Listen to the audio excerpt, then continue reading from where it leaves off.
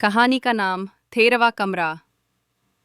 एक college trip पर 4 दोस्त आरव, नीला, कबीर और जोया एक पुराने किले में घूमने आए थे। गाइड ने साफ कहा, किसी भी हाल में 13वां कमरा मत खोलना। शाम ढल चुकी थी।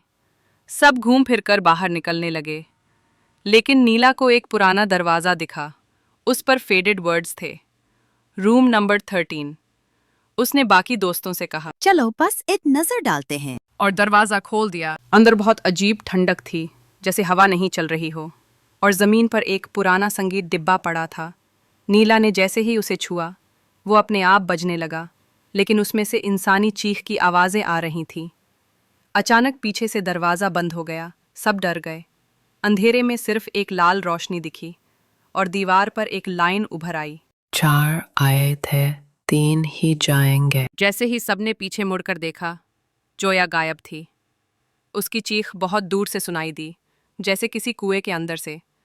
अब आरव और कबीर जोया को ढूंढने लगे, और नीला एक पुरानी किताब खोलती है।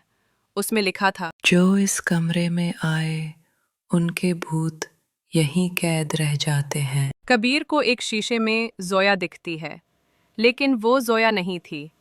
उसकी आंखें उल्टी थीं, और वो फुसफुसा रही थी। अब तुम्हारी बारी है। अचानक नीला की बॉडी हवा में उठने लगी, और उसके मुंह से किसी और की आवाज आई, मुझे मेरा 13वां शिकार मिल गया। आरव भागते हुए दरवाजे तक पहुंचता है, लेकिन अब वहां 13 के बजाय 14 लिखा था। कमरा बदल चुका था। अगली सुबह कॉलेज वालों को सिर्फ आरव बेहोश मिला। बाकी तीनों का कोई नामो निशान नहीं था।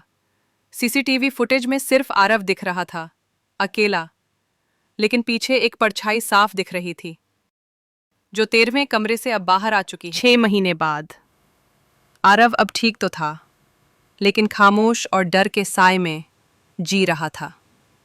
उसने कॉलेज छोड़ दिया था, किसी से बात नहीं करता। हर रात एक ही सपना आता, जोया, नीला और कबीर एक अंधेरे कमरे में फंसे हुए। एक दिन उसके दरवाजे पर एक पुराना लिफाफा गिरा। उसमें बस 2 चीजें थीं, 13 लिखा हुआ एक चाबी का गुच्छा, और एक कागज जिस पर लिखा था, अगर उन्हें बचाना है तो वापस आना होगा। आरव के रोंगटे खड़े हो गए। 3 दिन बाद आरव फिर उसी पुराने किले के पास था, इस बार अकेला। गेट के पास ही उसे वही गाइड मिला, लेकिन उसका चेहरा अब बिल्कुल बदला हुआ था, जैसे कोई भूतिया छाया उसके अंदर हो। गाइड ने धीरे से कहा, एक बार और अंदर गया तो वापसी नहीं होगी। आरव चुप रहा और अंदर चला गया। अंदर सब वैसा ही था, वही टूटी दीवारें, ठंडी हवा, और फिर वो दरवाजा। अंदर घुसते ही वो फिर से अंधेरे में घिर गया। दीवार पर फिर वही लाइन चमकी, 4 आए थे, अब 3 और आने चाहिए। जमीन से एक और दरवाजा खुला। एक सीढ़ियों वाला तहखाना नीचे जा रहा था। आरव नीचे उतरा। नीचे का दृश्य बेहद डरावना था। 3 शीशे रखे थे, हर शीशे में एक दोस्त बंद था। जोया चीख रही थी, नीला बेहोश थी, और कबीर बस घूर रहा था, एकदम शांत। एक आवाज आई, एक को आजाद करना है तो यही रहेंगे। आरव समझ नहीं पा रहा था। तभी तीनों शीशों में से आवाज आई, हमें बचाओ। आरव ने कांपते हाथों से जोया के शीशे को छू दिया। शीशा टूटा, और जोया जमीन पर गिर गई, सांस ले रही थी, लेकिन पीछे से एक जोर की गूंज हुई, अब तुम्हारा समय शुरू होता है। कबीर और नीला के शीशे अब धुंधले हो चुके थे। उनकी चीखें दूर जाती सुनाई दी। जोया ने आरव का हाथ पकड़ा और बोली, ये कमरा अब हमसे कभी पीछा नहीं छोड़ेगा।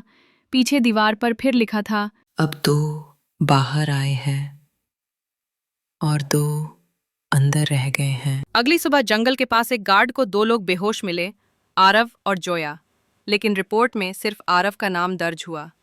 जोया का कोई रिकॉर्ड ही नहीं था, और सीसीटीवी फुटेज में आरव अकेला नहीं था, उसके पीछे नीला की परछाई चल रही थी।